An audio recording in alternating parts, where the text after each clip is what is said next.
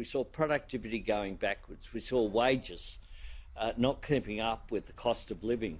We'd seen interest rates decreased by the Reserve Bank on multiple occasions because of the softness that was there in the economy. We saw a doubling of our debt under this government before the bushfire crisis and before the extraordinary expenditure we've seen due to the COVID-19 response. Labor has been constructive during this period. We have made constructive suggestions, many of which have been taken up by the government, most significantly of which is wage subsidies that have kept relationships between employers and employees. But coming out of this crisis, we need to do better. We need to not just return to what we had before. We've been reminded of the importance of our interaction, that we're all dependent on each other as a community and as a society. And the fact is that the Australian people deserve credit for the way that they've responded to the COVID-19 crisis. Out of this, we need an economy that works for people, not the other way around. And what that means is making sure that we keep people in employment. The master builders have reported a 40% decline in the number of builds that are anticipated into the future that are currently on the books. What that means is that hundreds of thousands of jobs, particularly new apprentices and skilled work, is under threat as we come out of this crisis.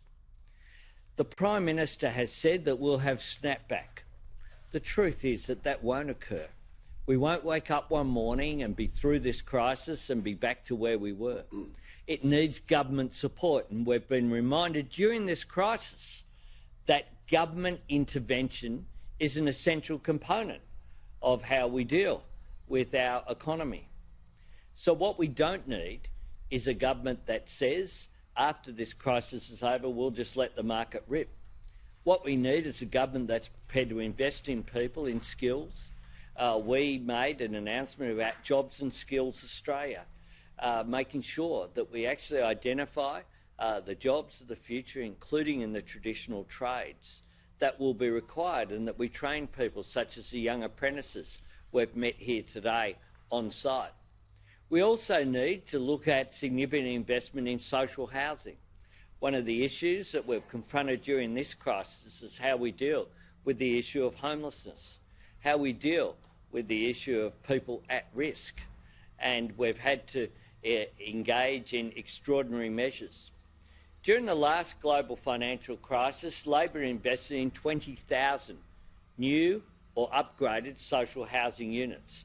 That made a substantial difference to the quality of people's lives.